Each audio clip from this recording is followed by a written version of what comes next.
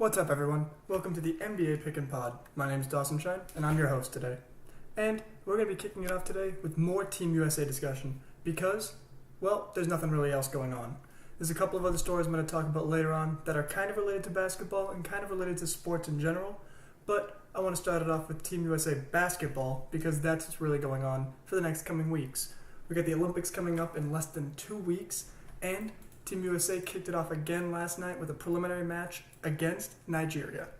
Now, I don't know if anyone remembers the absolute domination of Nigeria back in 2012 in the Olympic Games, with Melo going off for 37 points in 14 minutes and just destroying them.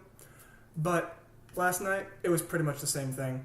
Hashtag flying around last night was didn't lose by 50. That's how bad the game was. United States won 110-66 against Nigeria and had a double-digit lead for almost the entire game, which was to be considered obvious. I mean, the talent difference between these two teams is ridiculous.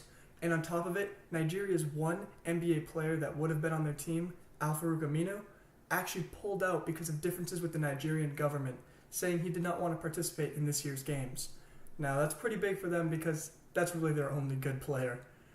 As in their only good NBA player, I should say. I don't want to insult an entire nation's team. But, obviously, as you can see, they could not keep up with the United States.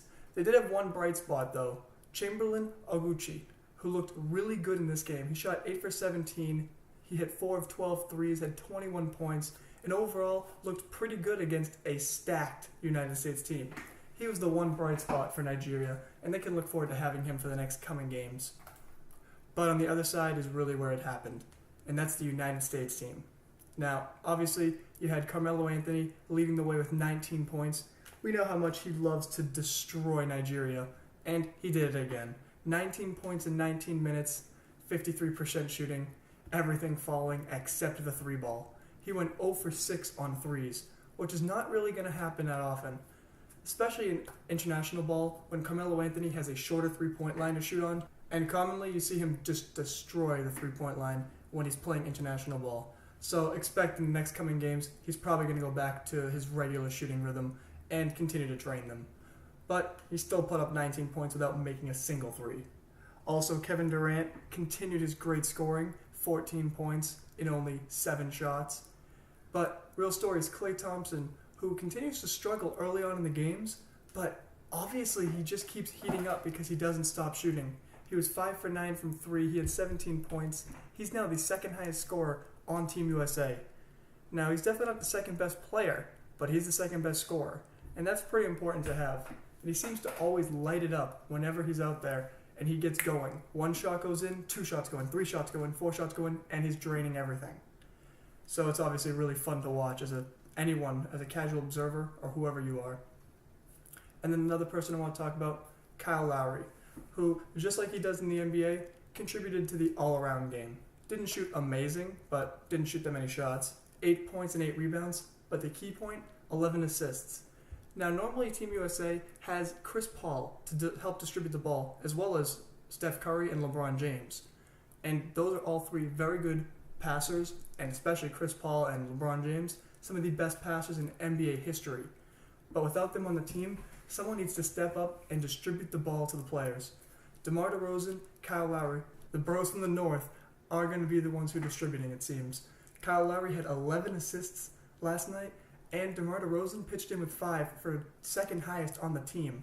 And we all say DeMar DeRozan isn't that great of a passer, but he's actually distributing very well on Team USA, deferring to players when he knows he needs to defer, and then doing what he wants to do on the court when it's his turn. That's pretty important to have because you can't have everyone shooting a shot.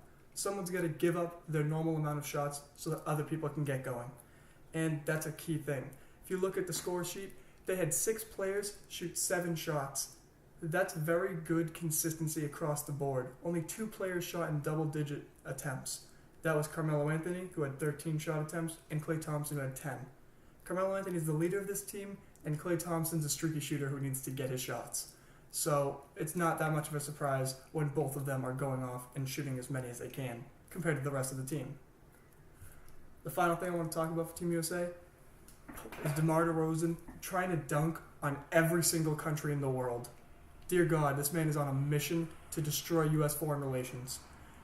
I mean, last night alone, he had 2 monster dunks, including one baseline slam in the first quarter that just demoralizes the opponent, Nigeria.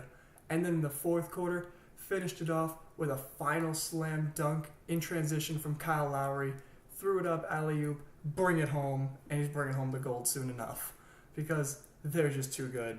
They're just having fun out there, basically. I mean, if you think about it, Paul George and Kyrie Irving didn't even play in this game. That's how handily they crushed Nigeria. That's pretty scary to think about. That 2 of the better players on this team don't even have to be on the court at all, not a single second, for the U.S. team to win by 44 points. That's ridiculous. This team is going to be the favorite, hands down, bar none, to win the gold this year. So, looking forward to watching them have fun and destroy competition throughout the world later this month in Rio. Now I'm going to move on to a more depressing story, to be honest, and that's Craig Sager stepping down from the men's basketball sidelines for the U.S. Olympic team. NBC announced today that Ross Gold-Onwude would be replacing Craig Sager on the men's basketball sidelines. And now she's very, very talented. She's been doing the Warriors sideline reporting for the past 2 years, as well as doing Comcast Sportsnet Bay Area show after Warriors games. And she's been rising on the national level, being the sideline reporter for the NCAA tournament for CBS and Turner. And she also worked as an analyst for New York Liberty games on MSG Network. So she's been around the country working all sorts of games on the national level and on the local level. So she's got the talent to replace him, but it's still very sad to see that he's not going to be able to do what he really wanted to do for Brazil this year. He was hoping to go to Rio, try and watch the men's national games, be on the sideline for them, but unfortunately he's doing very poorly with his leukemia, and he's got to get a bone marrow transplant now. So he will not be working on the sidelines at all for NBC this year. And that's very, very depressing for most fans of the NBA and of basketball and of humanity. It's so sad to see someone be torn from their dreams because of this kind of disease. And I just can't say enough how sad I am for the Sager family and hope they're doing well, because everyone loves to watch him in his brightly colored suits, his random outfits on the sideline, talking to the players. He's got such a great repertoire with them. But he's got to be taking care of his health first, and they need to make sure that he stays healthy so that he can hopefully come back maybe next year. Who knows? So Ross Gold will be taking his position on the men's sidelines, and because of her moving to the men's sidelines, NBC needed a replacement for the women's sidelines, so they chose to get Kerith Burke, who was working as an anchor/reporter for the New York's SNY Regional Sports Network. She worked the sidelines for UConn women's games, and she'll be coming to the Olympics knowing most of the women's roster, because they do have quite a few UConn players on that roster. So that's very good. So there won't be too much of a drop of talent from Ross Gold to Kerith Burke when they go to the women's games. And that's very important. You want to try and spread as much talent around when it comes to the reporting and the coverage of games. And the final thing I'm going to be talking about, which is not related to Rio at all, I promise, is, wait for it, drum roll please, Charles Barkley's getting a new TV show on TNT, and it's going to be called The Race Card. So he's getting a new show that's going to be talking about race, class, and culture in America. And we all know who Charles Barkley is because he's a basketball analyst for TNT, runs one of the best shows on TNT, in my opinion, inside the NBA, with Kenny the Jet Smith, Shaq, and Ernie Johnson. And he's also the Hall of Famer basketball player, played in the 90s, early 2000s, amazing player. And he's never backed down from an opportunity to give his opinion on whatever America's race or social issues are prominent.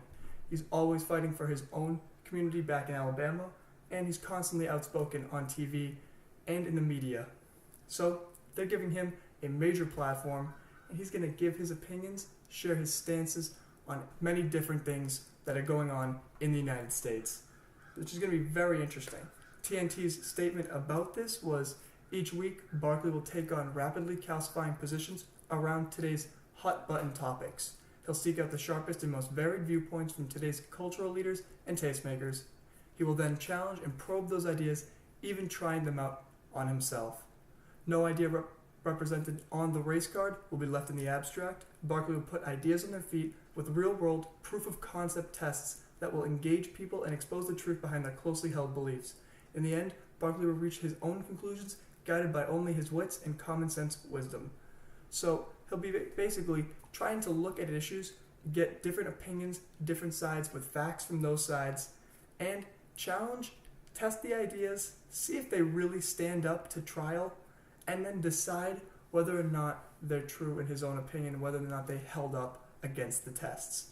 So it's going to be very entertaining to watch, and it's going to be also very interesting to see how it can affect people's viewpoints on different issues. So I'm excited because I know that uncensored Charles Barkley is the good Charles Barkley, and I can't wait to see it. Let me know in the comments what you guys think about his new show, and if you're going to be watching it at all, but it will definitely be fun to watch for me at least.